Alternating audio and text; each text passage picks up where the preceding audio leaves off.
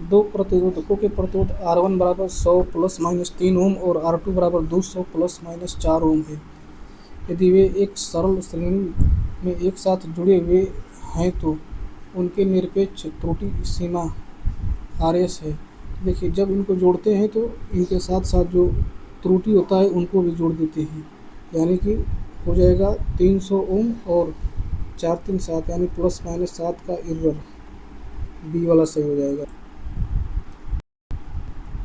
विमांकन की एक दिशीय प्रणाली में ऊर्ध्वाधर या झुकी हुई विमांकन रेखाओं के अनुदिश विमा मान कैसे लिखे जाते हैं?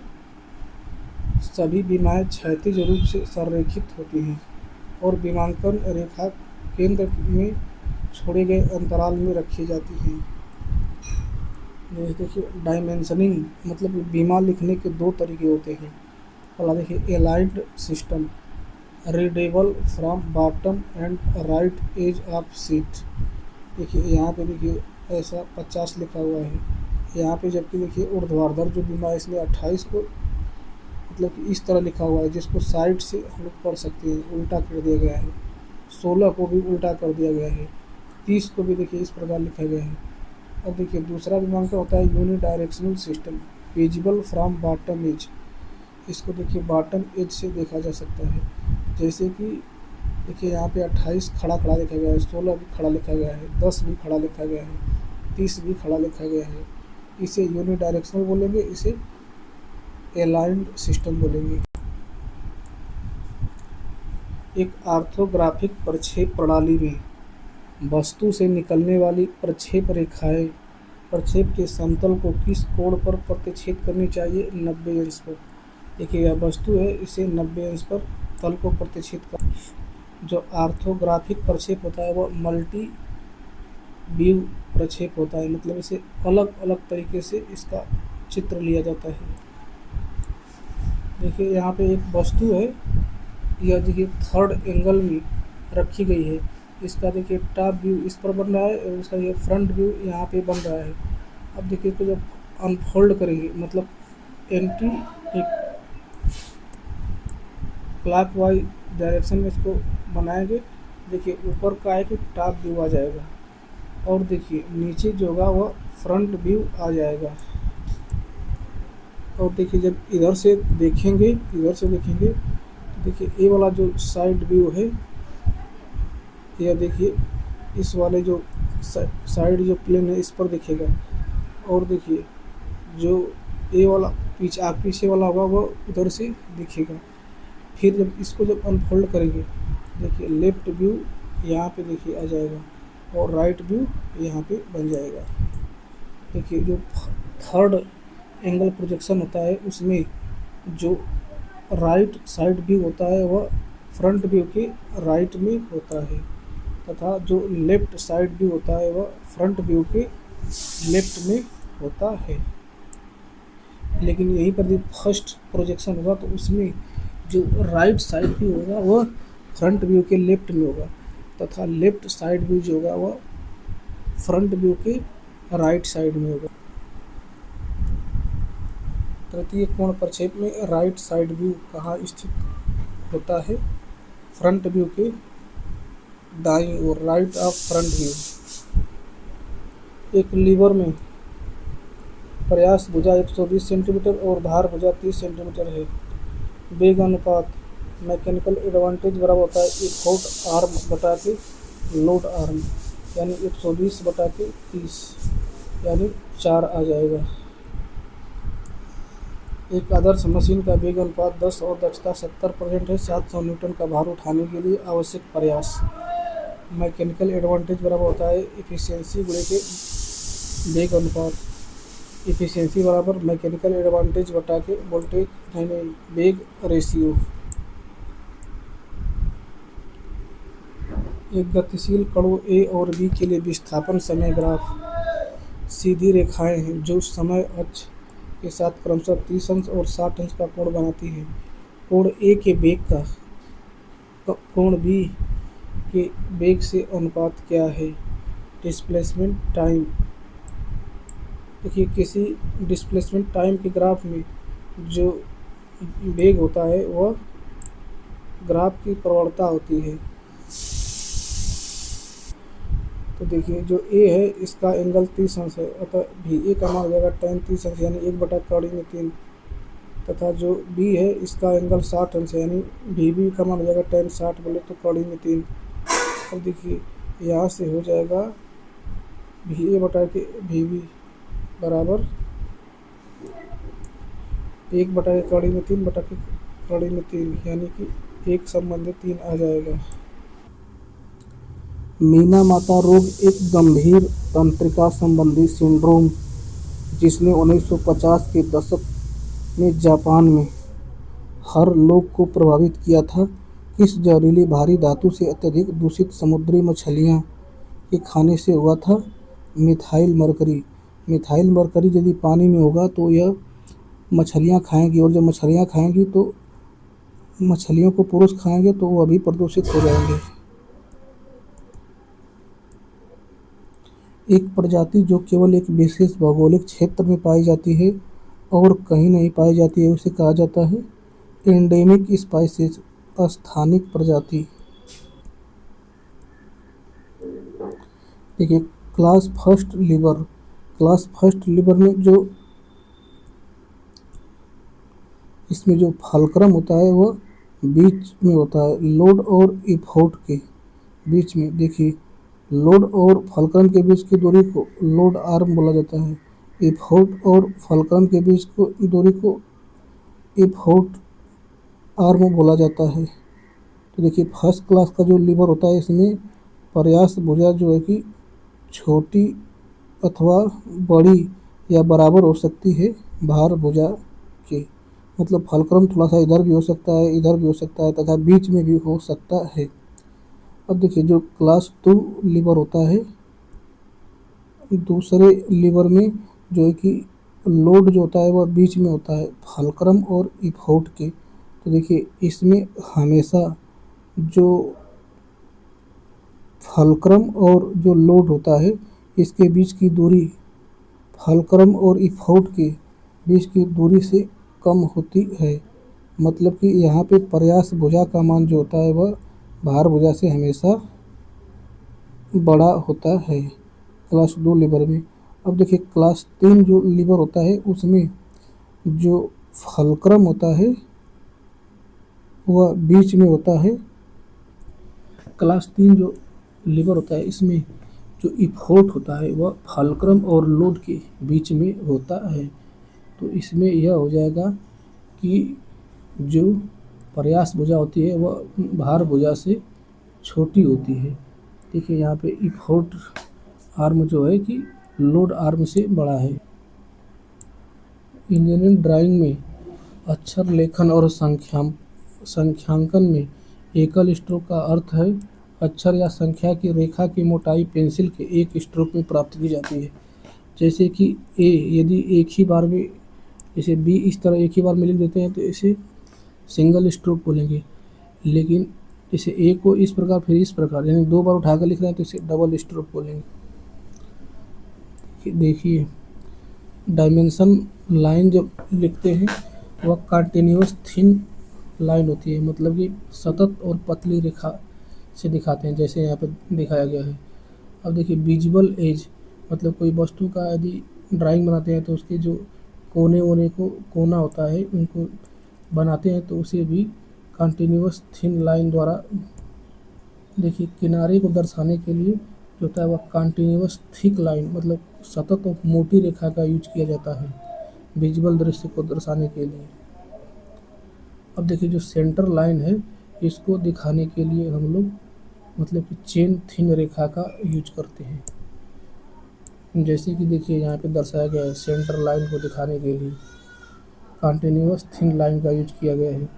सेंटर लाइन के रूप में सिमेट्री ऑफ लाइन के लिए पथ रेखीय गति को दर्शाने के लिए। देखिए बेजियर अथवा पच्चर यह भी एक सिंपल मशीन है। यहाँ पे देखिए भार लगाकर लकड़ी को फाड़ा जाता है। देखिए यह जो होता है मोटाई होता है और यह जो होता है यह लेंथ होता है पच्चर का। तो इसका वेग अनुपात बराबर होता है यल बटा के एच। देखिए यहाँ पे एक पच्चर की लंबाई 24 सेंटीमीटर है और मोटाई 4 सेंटीमीटर है। यदि इसकी दक्षता 75% है तो पच्चर का यांत्रिक लाभ क्या होगा? तो देखिए एफिशिएंसी बराबर हम जानते हैं होता है मैकेनिकल एडवांटेज बटा के वेग रेशियो। देखिए यहाँ पे पच्चर की लंबाई 24 सेंटीमीटर दिया है, मोटाई 4 सेंटीमीटर दिया है, तो इसका वेग अनुपात तो रहेगा 24 बटा के 4 बोले तो 6 आ जाएगा। अब फिर मैकेनिकल एडवांटेज निकाल लें। देखिए पीडीएफ का full form portable document format, HTTP का hyper text markup language, SMS का शॉर्ट मैसेज सर्विस, आईपी का इंटरनेट प्रोटोकॉल, वैन का वाइड एरिया नेटवर्क, वाईफाई का वायरलेस फिडेलिटी, यूआरएल का यूनिफॉर्म रिसोर्स लोकेटर, एसएसडी का सॉलिड स्टेट ड्राइव, एचडीडी का hard disk drive, VPN का वर्चुअल प्राइवेट नेटवर्क, वीपीएन का वर्चुअल प्राइवेट नेटवर्क, एआई का आर्टिफिशियल इंटेलिजेंस, एआई का आर्टिफिशियल इंटेलिजेंस, एसक्यूएल का structured query language, SQL का structured query language, BIOS का basic input output service, BIOS का basic input output service नहीं basic input output system, OS का operating system, OS का operating system, OS का operating system, IoT का internet of thing, IoT का internet of thing. दो द्रव ए घनत्व 800 किलोग्राम पर मीटर क्यूब और बी घनत्व 1200 किलोग्राम पर मीटर क्यूब को आयतन के अनुसार 3:2 के अनुपात में मिलाया जाता है, मिश्रण का अपेक्षित घनत्व क्या होगा? तो देखिए यहाँ पे हो जाएगा m1 m2 बटा के पूरा टोटल आयतन, यानी कि देखिए 800 गुणे के 3 बोले तो 2400 प्लस 1200 गुणे के 2 बोले तो 2400, इन दोनों को जोड़कर 3 दूनी 5 से भाग कर देंगे तो आ जाएगा 960 किलोग्राम पर मीटर क्यूब। लेकिन यहाँ पे अपेक्षित घनत्व तो बोला है, तो अपेक्षित घनत्व का मतलब 1000 से और भाग कर देंगे तो 0.96 आ जाएगा आंसर।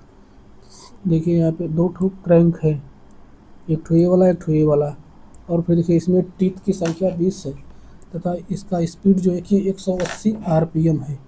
अब देखिए जो T2 है इसमें जो टीथ की संख्या है वह 60 है, तो इसका N2 यानी स्पीड का मान पूछा है। तो ध्यान दीजिए कि N1 बटे N2 बराबर होता है T2 बटा के T1 के, मतलब जो स्पीड होता है वह नंबर ऑफ टीथ के व्युत्क्रमानुपाती होता है, मतलब कि जिसमें टीथ कम होगा उसकी स्पीड ज़्यादा होगी। 20 दांतों वाला एक छोटा गियर 60 दांतों वाले एक बड़े गियर के साथ जुड़ता है।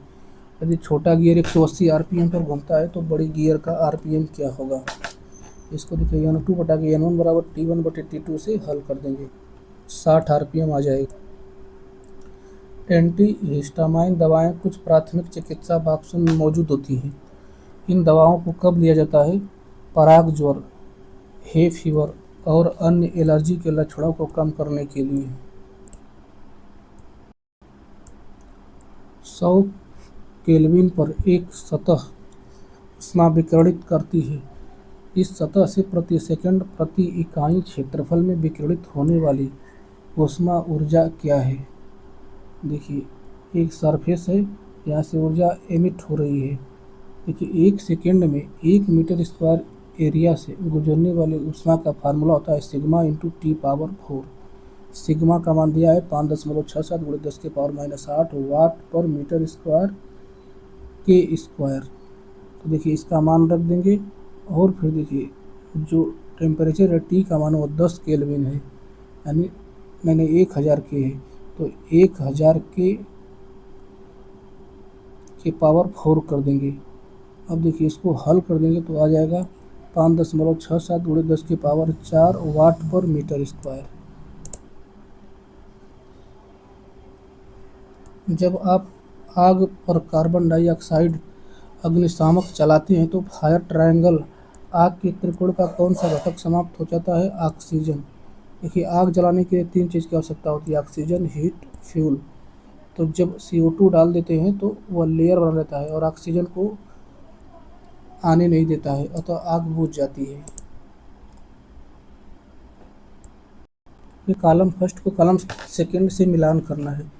यह पावर पॉइंट का सवाल है। फंक्शन की पावर पॉइंट फंक्शन देखिए, F5 यदि दबाएंगे तो start slide show from the beginning, मतलब कि शुरू से स्लाइड खुल जाएगी। और फिर देखिए यदि F1 दबाएंगे तो अब देखिए कंट्रोल प्लस M दबाएंगे तो इंसर्ट ए न्यू स्लाइड खुल जाएगा। F1 यदि दबाएंगे तो देखिए ओपन द हेल्प पेन, मतलब सहायता फलक। यदि F1 दबाएंगे तो सहायता करने के लिए एक ठो चार्ट होगा वह खुल जाएगा। और F7 दबाएंगे तो इसका मतलब हो जाएगा check spelling in the presentation, मतलब प्रेजेंटेशन में जो स्पेलिंग है वह गलत है अथवा सही नहीं है, उसके लिए खुल जाएगा। पावर पॉइंट फंक्शन की practical use. Match the following function key with the power point function. F5 start slide show from beginning. F5 दबाने से स्लाइड शो शुरू होता है पहली स्लाइड से। अब देखिए F1 open help pen. F1 दबाने से हेल्प पेन खुलता है, देखिए help. F7 check spelling. F7 दबाने से स्पेलिंग चेक होता है। Control plus M insert a new slide. देखिए इसका कंट्रोल M दबाने से नई स्लाइड इंसर्ट होती है। 1 हेक्टेयर बराबर 10,000 मीटर स्क्वायर। देखिए हिडन पार्ट को दिखाने के लिए दो तरह की रेखा का यूज किया जाता है। एक ठो ई प्रकार की रेखा, एक ठो F प्रकार की रेखा। ई प्रकार की रेखा जो होती है वह डैश थिक होती है तथा F प्रकार की जो रेखा होती है वह डैश थिन रेखा होती है। देखिए टाइप E1 हिडन आउटलाइन, छिपी हुई बाहरी रूपरेखा को दिखाने के लिए।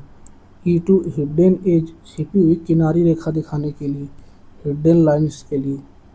देखिए डैश्ड थिन लाइन। अब देखिए यह डैश्ड थिक लाइन है, dashed thin line. Hidden outline छिपी हुई बाहरी रूपरेखा के लिए, हिडन एज बाहरी छिपी हुई किनारी रेखा के लिए। देखिए 1 कुंटल में 100 किलो तथा 1 टन में 1000 किलो, 1 टन में 1000 किलो। देखिए SP46 2003, SP46 2003 इंजीनियरिंग ड्राइंग में A0 तथा A1 आकार की सीटों के लिए 20 mm चौड़े मार्जिन की अनुशंसा करता है। न्यूटन के शीतलन नियम के अनुसार यदि ऊष्मा स्थानांतरण गुणांक H 2 गुना हो जाए तो समान तापांतर के लिए ऊष्मा स्थानांतरण की दर Q क्या होगा। देखिए यह कोई सरफेस है 100 सेल्सियस पर, इससे ऊष्मा जो है कि कन्वेक्शन विधि द्वारा बाहर निकलेगा, क्योंकि जो हवा है वह नीचे की गर्म होकर ऊपर जाएगी और ऊपर की जो ठंडी हवा है वह नीचे आएगी। इसका फार्मूला होता है H इंटू A इंटू कोष्टक में TS माइनस T एयर। देखिए यहाँ पे H क्या है, ऊष्मा स्थानांतरण गुणांक है, हीट ट्रांसफर कोफिशिएंट। और A जो है कि यह सरफेस की एरिया है। और TS जो है कि सोर्स का टेम्परेचर बोले तो 100 सेल्सियस। और यह जो T एयर है वह वायु का टेम्परेचर है। तो यदि H का मान दोगुना हो जाएगा तो स्थानांतरण की दर भी दोगुनी हो जाएगी। सवाल दिया है, एक 2 किग्रा का तांबे का ब्लॉक विशिष्ट ऊष्मा 390 जूल पर किलोग्राम अन सेल्सियस और एक 3 किग्रा का एल्युमिनियम का ब्लॉक विशिष्ट ऊष्मा 900 जूल पर किलोग्राम अन सेल्सियस समान तापमान वृद्धि तक गर्म किए जाते हैं। तांबे द्वारा अवशोषित ऊष्मा का एल्युमिनियम से अनुपात है। देखिए यहाँ पे तांबा है, मान लीजिए 20 सेल्सियस पर है, इसको 50 सेल्सियस बढ़ाया जा रहा है। यह देखिए एल्युमिनियम है, यह 20 सेल्सियस पर है, इसको 50 सेल्सियस तक बढ़ाया जा रहा है। देखिए यह 2 kg का है या 3 kg का है। देखिए इसका जो है कि विशिष्ट ऊष्मा 390, इसका 900 है। तो देखिए उष्मा बराबर हम जानते हैं Q बराबर m into s into delta t. तो देखिए डेल्टा टी दोनों का समान है, अतः यह वो खत्म हो जाएगा। तो M1 S1 बटा के M2 S2 हो जाएगा, यानी 2 गुणे के 390 बटा के 3 गुणे के 900 रेशियो निकाल देंगे, आंसर आ जाएगा। एक धातु के ब्लॉक का हवा में भार 12 किलोग्राम फोर्स है और पानी में पूरी तरह से डूबने पर 8 किलोग्राम फोर्स है। 0.75 विशिष्ट गुरुत्व वाले द्रव में पूरी तरह से डूबने पर इसका आभासी भार क्या होगा और धातु का विशिष्ट गुरुत्व क्या होता है। देखिए हवा में भार 12 किलोग्राम है, पानी में 8 किलोग्राम है, मतलब कि पानी में डालने पर कमी आ रहा है 12 माइनस 8 बोले तो 4 किलोग्राम फोर्स का कमी आ रहा है, मतलब उत्प्लावन बल का मान जो है कि 4 किलोग्राम फोर्स है। अब देखिए हम जानते हैं कि पानी का आपेक्षिक घनत्व जो होता है वह 1 होता है तथा एक ठो तरल है, उसका आपेक्षिक घनत्व है 0.75 है, मतलब कि पानी की अपेक्षा इस तरल का घनत्व कम है, अतः पानी जितना बुयांसी फोर्स उत्प्लावन बल लगा रहा था उससे कम उत्प्लावन बल यह तरल लगाएगा। और देखिए तरल कितना कम लगाएगा, देखिए पानी जो फोर्स लगा रहा था बुयांसी फोर्स वह 4 किलोग्राम, तो तरल 4 किलोग्राम का 0.75 बोले तो 3 किलोग्राम फोर्स लगाएगा। तो देखिए जब इसी ब्लॉक को उस तरल में डालेंगे तो उसमें उसका जो भार होगा वह 9 किलोग्राम फोर्स महसूस होगा। अब देखिए दूसरा चीज़ बोला है कि उस धातु का विशिष्ट गुरुत्व बोले तो अपेक्षिक घनत्व पूछा है, तो अपेक्षिक घनत्व बराबर होता है हवा में भार बटा के पानी में भार में जो कमी आई है वो। तो हवा में भार 12 केजी है, पानी में जब डालने पर उसका 4 केजी का कमी आ रहा था, तो 4 का भाग लगा देंगे तो 3 आ जाएगा। देखिए तालाब एक नेचुरल पारिस्थितिकी तंत्र है, जबकि बात करें एक्वेरियम, बगीचा और फसल की खेत, इन तीनों को आदमी बनाता है। द्रव्यमान यम की एक वस्तु की त्रिज्या स्मॉल r के वृत्त में वेग v से समान गति से चल रही है। एक पूर्ण चक्कर में अभिकेंद्री बल द्वारा किया गया कार्य। देखिए यह वस्तु जब वृत्तीय गति में रोटेट करती है तो इधर की ओर एक ठो बल लगता है, तो कार्य बराबर होता है F into D into cos theta. तो यहाँ से देखिए F जो है इधर लग रहा है तथा डिस्प्लेसमेंट इधर हो रहा है, इन दोनों के बीच में 90 अंश का कोण है, तो कार्य 0 होगा। एक्सेल में सूत्र हमेशा इस प्रकार से शुरू होता है, बराबर चिन्ह से। Excel formula basic operators. In Excel a formula always start with an operator. Formula start with operator. देखिए sum B2 B4 common operator in Excel बराबर addition, invalid error, absolute reference. देखिए बराबर equal to used to start a formula. Example add value of cells B2 to B4 plus addition used to add numbers. Example बराबर B2 plus B3 add value in B2 and B3। देखिए hash invalid error shown when formula is not valid. Example बराबर hash value error due to wrong formula और data. देखिए dollar absolute difference lock row और column in a cell. Reference example hash $B $2 lock both column B and row 2। देखिए ये सब mandatory sign के symbol हैं। देखिए इनका जो आकार है वह गोलाकार है। दूसरा बात इसमें जो सिंबल बना हुआ है वह वाइट कलर से बना हुआ है, और देखिए इसका बैकग्राउंड कलर जो है नीला है, ब्लू है। ये सब मैंडेटरी साइन है, ध्यान रखें। देखिए कहीं पर यदि ऐसा सिंबल बना है, इसका मतलब कि जूता पहनना अनिवार्य है। देखिए निषेधात्मक जो चिन्ह होते हैं उनका बैकग्राउंड वाइट होता है, तथा देखिए इसमें क्या होता है कि चारों तरफ जो या बाउंड्री है वह सिर्फ रेड होती है, और इसके अंदर जो इमेज बना होता है वह ब्लैक कलर से बना होता है। देखिए no camera, no writing, no public nudity, do not catch butterflies, no hunting, do not make loud noise, no dividing, no driving, और देखिए no fireworks, no jumping. Crowbar का उपयोग आमतौर पर भारी वस्तुओं को उठाने के लिए किया जाता है, क्योंकि यह प्रथम श्रेणी के लीवर के रूप में कार्य करता है जो अधिक यांत्रिक लाभ प्रदान कर सकता है। देखिए यह क्रोबार का, देखिए यहाँ पर एक फोर्क लगा रहे हैं, यहाँ फलक्रम है, यहाँ पे लोड लगा हुआ है। देखिए यहाँ पे जो इफोर्ट आर्म है वह ज़्यादा लंबी है, अतः यहाँ पे मैकेनिकल एडवांटेज जो है ज़्यादा मिलेगा।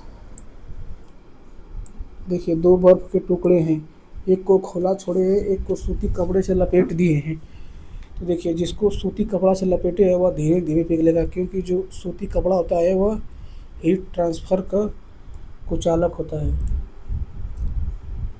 एक धातु के ब्लॉक और एक लकड़ी के ब्लॉक का आयतन समान है, वे पूरी तरह से पानी में डूबे हुए हैं। कौन सा कथन सही है? दोनों समान उत्प्लावन बल का अनुभव करते हैं, क्योंकि देखिए उत्प्लावन बल जो होता है वह घनत्व पर नहीं निर्भर करता है, यह इस बात पर निर्भर करता है कि कितना द्रव दोनों हटा रहे हैं। देखिए यह पिक्टोरियल व्यू है या ऑर्थोग्राफिक व्यू है। ऑर्थोग्राफिक व्यू है, पिक्टोरियल व्यू है। पिक्टोरियल व्यू में जो है कि सीधा वस्तु दिखती है, इसमें और 2D दिखती है। पिक्टोरियल जो व्यू होता है वह भी 3 तरह का होता है: axonometric, oblique projection, perspective projection. Axonometric projection, oblique projection, perspective projection. देखिए जो एक्सोनोमेट्रिक होता है वह भी 3 प्रकार का होता है: आइसोमेट्रिक, ईटीसी। देखिए आइसोमेट्रिक, अबलाइक, पर्सपेक्टिव, यह तीनों जो है कि यह तीनों पिक्टोरियल नहीं है, पिक्टोरियल हैं, जबकि ऑर्थोग्राफिक जो है पिक्टोरियल नहीं है।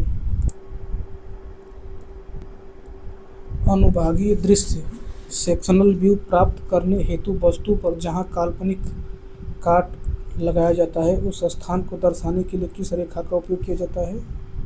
तो उसे कटिंग प्लेन लाइन का यूज किया जाता है। जैसे कि यहाँ पे एक वस्तु है, इसको देखिए यहाँ से देखिए कटिंग प्लेन लाइन के माध्यम से इसे काट दिया गया है, और रिजल्टिंग सेक्शन देखिए इस प्रकार प्राप्त हो रहा है। तो इसको दर्शाने के लिए देखिए यह थिन चेन लाइन का यूज किया जाता है। थिन चेन लाइन मतलब इस प्रकार देखिए पतली और चेन की तरह होती है, लेकिन ध्यान दीजिए इसमें एक बात यह होती है कि यह थोड़ा सा किनारे पर मोटी होती है। ये जो चेन लाइन होती है किनारे पर मोटी होती है। देखिए इंजीनियरिंग ड्राइंग में जो मोटी लाइन होती है उनकी चौड़ाई होती है 0.5 mm, और जो थिन लाइन होती है, पतली रेखा होती है, उनकी चौड़ाई होती है 0.2 mm, और देखिए किनारे पर थोड़ा सा इसको मोटा यानी 0.3 mm कर देते हैं।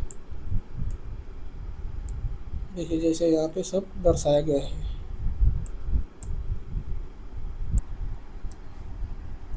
किस बीमांकन विधि में सभी बीमाएं एक ही आधार रेखा से ली जाती हैं तथा प्रत्येक बीमा अलग अलग समांतर बीमा रेखाओं पर दर्शाई जाती हैं?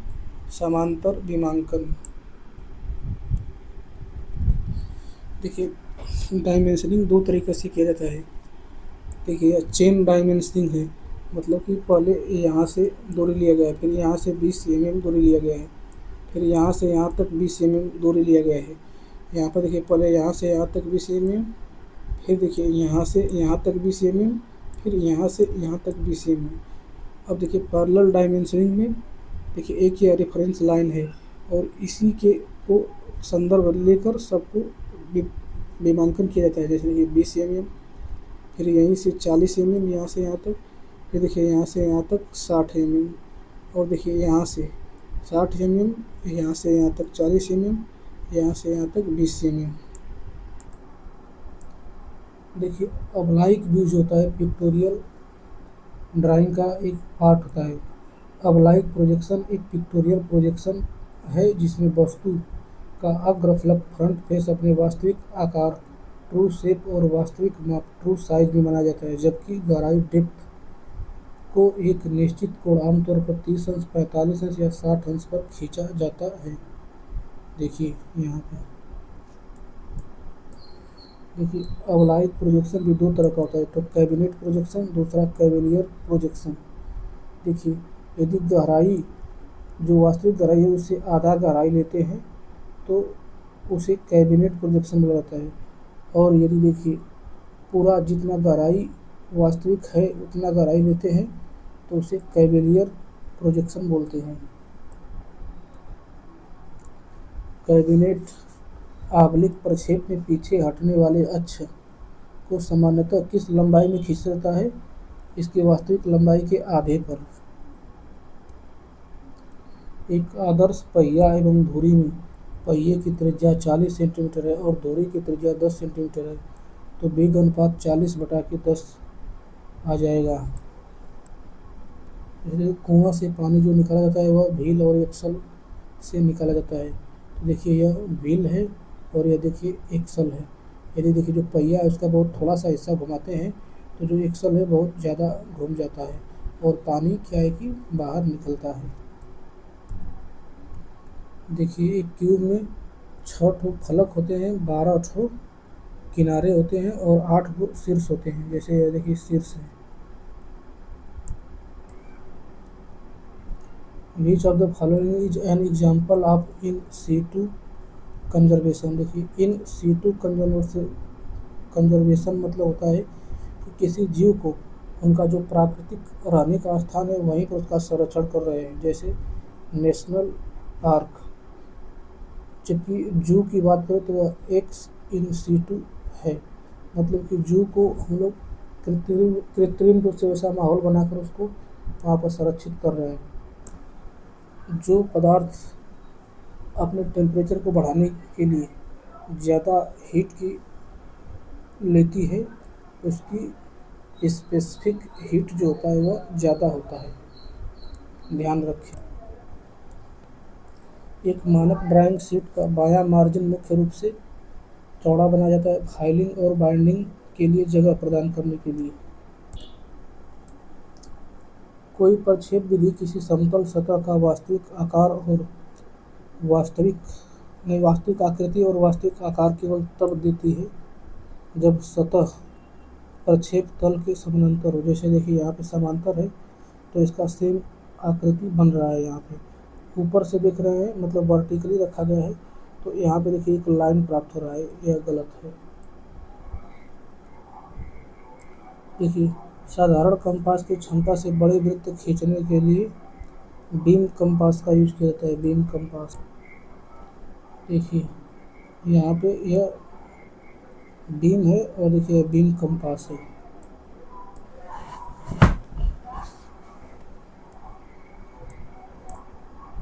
पारिस्थितिकी तंत्र के एक अजैविक घटक का उदाहरण देखिए तापमान है, टेम्परेचर है, ह्यूमिडिटी है। रामसर कन्वेंशन एक अंतर्राष्ट्रीय संधि है जिसे 1971 में ईरान के रामसर शहर में अपनाया गया था। इसका मुख्य उद्देश्य वेटलैंड्स का संरक्षण और उनका विवेकपूर्ण सतत उपयोग सुनिश्चित करना है। फोरियर के ऊष्मा चालन के नियम के अनुसार किसी ठोस के माध्यम से ऊष्मा स्थानांतरण की दर किसके सीधे समानुपाती नहीं होती है? पदार्थ की मोटाई की मान लीजिए देखिए यह एक दीवार है, यहाँ पे टेम्परेचर T1 का मान 20 अंश सेल्सियस है। अब देखिए इसका देखिए जो उसमें चालकता है वो के है, इसकी देखिए मोटाई यल है, और देखिए इसका एरिया ए है, और देखिए यहाँ पे टेम्परेचर T2 4 अंश सेल्सियस है। तो 1 सेकंड में कितनी हीट ट्रांसफ़र होगी, इसका फार्मूला होता है डेल्टा टी इंटू के इंटू ए बटा के यल। एस आर का मतलब स्फेरिकल रेडियस, देखिए फाई का मतलब डायामीटर। देखिए काउंटर संक होल को दर्शाने के लिए इस सिंबल का यूज करते हैं। काउंटर बोर्ड होल का को दर्शाने के लिए इस तरह का सिंबल यूज करते हैं, ध्यान रखिए। देखिए यह चतुर्भुज को स्क्वायर को दर्शाता है जिसकी लंबाई चौड़ाई ऊंचाई सब 25 है। आदर्श परिस्थितियों में निम्नलिखित में से किस मशीन का वेग अनुपात 1 के बराबर होता है? सिंगल फिस्ट पुल्ली, क्योंकि देखिए यह एक पुल्ली है और देखिए यहाँ पे एक पत्थर लटकाया गया है, यहाँ पे इफोर्ट लगाया जा रहा है। तो देखिए यहाँ पर जिस इफोर्ट से खींचेंगे उसी इफोर्ट से यह ऊपर जाएगा, मतलब यदि 1 सेंटीमीटर इसको नीचे खींचेंगे तो यह भी 1 सेंटीमीटर ऊपर जाएगा। इसीलिए इसका देखिए वेग रेशियो 1 होता है। अधिकतम जैव विविधता आमतौर पर कहाँ पाती है? तो देखिए ये हमारी पृथ्वी है, यहाँ पे ध्रुव है, तो ध्रुव पे देखिए तो सूर्य का प्रकाश पहुँच नहीं पाता है, अतः वहाँ पे कितने जानवर जो है सर्वाइव नहीं कर पाएंगे। बस ध्यान दीजिए यह क्या है, विषुवत रेखा है, तो इसके आसपास का जो रीजन है यहाँ पे सूर्य का प्रकाश पड़ता है, जिससे जो पानी है वो वाष्प बन के ऊपर उड़ती है और उससे बारिश भी होता है। और जब बारिश होता है तो बहुत सारे पेड़ पौधे भी उत्पन्न होते हैं, और बहुत सारे पेड़ पौधे उत्पन्न होते हैं तो बहुत सारे जीव जंतु भी उत्पन्न होते हैं। इसीलिए टेम्परेचर ग्रासलैंड्स पे जैव विविधता अधिकतम पाई जाती है। नहीं, ट्रॉपिकल रीजन पे उष्णकटिबंधीय वर्षा वन में बहुत ज़्यादा विविधता पाई जाती है। देखिए वर्ल्ड वाटर डे, विश्व जल दिवस 22 मार्च को जल संरक्षण और स्वच्छ जल के महत्व के लिए मनाया जाता है। वर्ल्ड इन्वायरमेंट डे 5 जून को पर्यावरण संरक्षण के प्रति जागरूकता बढ़ाने के लिए। अर्थ आवर, हर वर्ष मार्च के अंतिम शनिवार 1 घंटे के लिए लाइट बंद करके ऊर्जा बचत और जलवायु परिवर्तन के प्रति जागरूकता का अभियान। अर्थ डे पृथ्वी दिवस 22 अप्रैल को मनाया जाता है, पृथ्वी और पर्यावरण संरक्षण के लिए मनाया जाता है। देखिए इन सबको जोड़ेंगे तो जोड़ने के बाद इतना संख्या आएगा, लेकिन ध्यान रखिए यहाँ पे जो मिनिमम दशमलव के बाद अंक है उतना ही अंक लेना रहता है। तो देखिए यहाँ पे 20.883 है, इसको हम लोग 20.9 बनाकर हल कर देंगे। ऊर्ध्वाधर या झुकी हुई रेखाएं खींचने के लिए टी स्क्वायर के साथ किस उपकरण का उपयोग किया जाता है? Set square.